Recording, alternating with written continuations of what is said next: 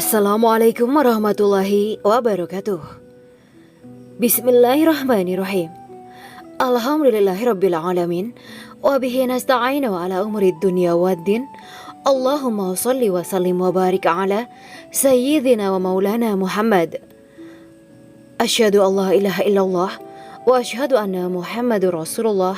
Amma ba'du.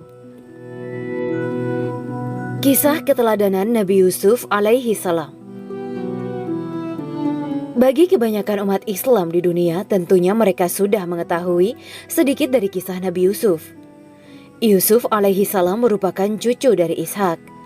Jadi, nama lengkapnya jika dilengkapi dengan silsilahnya ialah Yusuf bin Yakub bin Ibrahim bin Azar bin Nahur bin Suruj bin Ra'u bin Falij dan terakhir ialah Nur. Nabi Yusuf alaihi salam merupakan sosok seorang manusia yang telah terhubung dengan Tuhan. Manusia yang cerdas serta jujur dalam hidupnya, mengalami berbagai kejadian yang dapat Anda temui pada semua kisahnya. Nabi Yusuf alaihi salam merupakan Nabi Allah yang berasal dari kaum Bani Israel. Beliau adalah anak Nabi Yakub dan Ribka. Di antara kedua belas saudaranya, hanya Bunyamin saja menjadi saudara kandungnya. Ada banyak kisah semasa perjalanan hidupnya, mulai dari lahir sampai akhir kehidupannya. Berikut adalah sebagian kisah yang tertulis dalam kitab Al-Quran, yang dijaga hingga saat ini atas izin Allah Subhanahu wa Ta'ala. Pertama, Nabi Yusuf dibuang ke dalam sumur.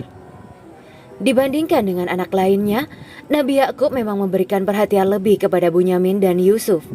Hal ini dikarenakan sifat keduanya yang sangat berbeda jika dibandingkan saudara lainnya. Situasi ini tentunya menimbulkan adanya rasa iri dari putra lainnya. Nabi Yusuf alaihi salam dibuang oleh saudaranya ke dalam sumur ketika berhasil membohongi Nabi Yakub. Allah Subhanahu wa Ta'ala nyatanya menyelamatkannya dengan memberikan tali lewat seorang pedagang yang tengah lewat. Akhirnya, Nabi Yusuf dikembalikan kembali ke rumahnya oleh pembesar kerajaan Mesir. Kedua, Nabi Yusuf difitnah dan dipenjarakan akibat rayuan Zulaikha. Yusuf dijadikan anak angkat sekaligus melayani kebutuhan di rumah seorang pembesar kerajaan. Pasangan Kifir dan Zulaikha sangat menyayanginya akibat ketampanan yang ia miliki. Keduanya bahkan tidak percaya jika Nabi Yusuf adalah manusia dan sering mengira jelmaan malaikat. Akhirnya, rasa kagum Zulaikha pun membuat tidak bisa menahan godaan setan. Dirinya akhirnya merayu Yusuf untuk melakukan perbuatan tercela.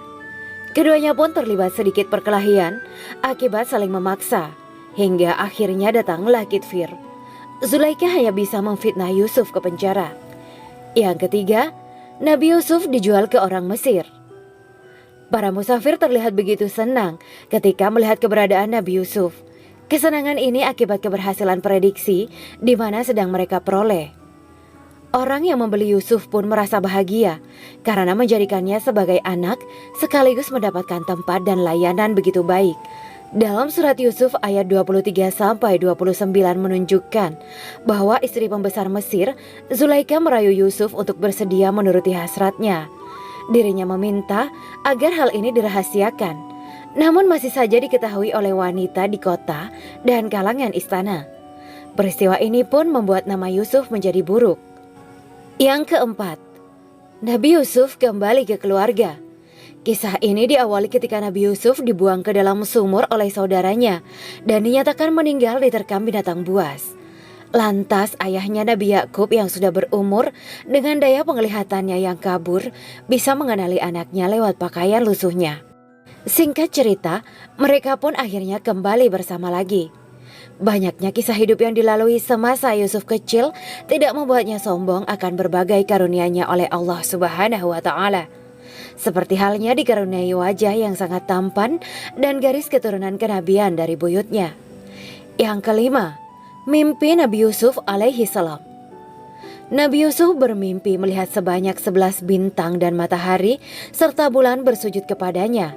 Secara tersurat, ayat ini menceritakan bahwa Nabi Yakub meyakini jika anaknya kelak akan menjadi orang penting dan mempunyai kekuasaan.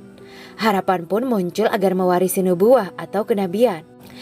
Peristiwa ini menjadi pokok pentingnya kasih sayang oleh Nabi Yakub yang sangat mendalam jika dibandingkan dengan anaknya yang lain. Hal ini menimbulkan rasa kecemburuan pada saudara-saudaranya. Perasaan ini pun berbahaya. Nabi Yusuf bahkan sempat membuatnya dibuang di sumur. Yang keenam, jamuan makan oleh Zulaikha. Adanya jamuan makan yang diadakan oleh Zulaikha juga menimbulkan adanya peristiwa lain dalam kehidupan Nabi Yusuf. Para undangan memang kebanyakan terdiri atas wanita dan sempat menggunjing satu sama lain akibat menggoda Yusuf. Zulaikha yang mendengar gunjingan itu pun akhirnya meminta para undangan untuk memotong buah di depannya menggunakan pisau. Mereka pun terperangah ketika melihat ketampanan Nabi Yusuf sehingga terpotong jari mereka pada saat mengupas kulitnya.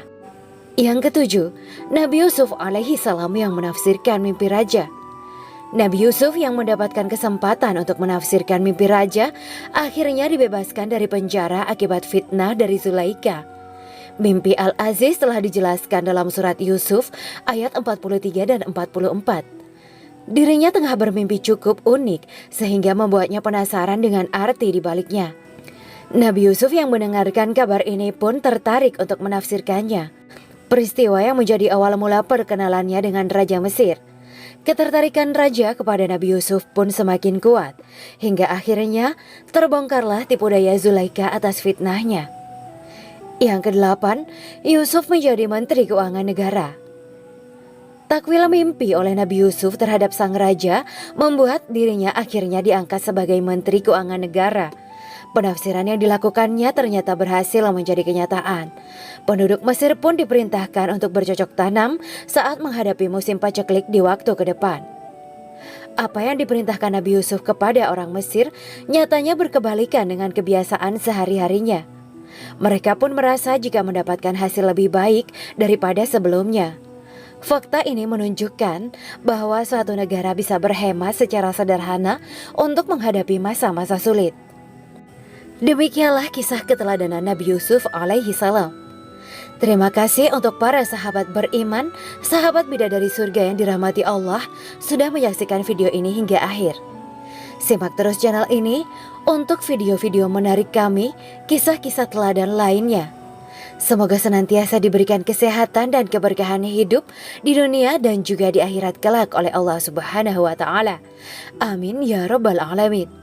Wa akhiran, wabillahi taufiq wal hidayah. Wassalamualaikum warahmatullahi wabarakatuh.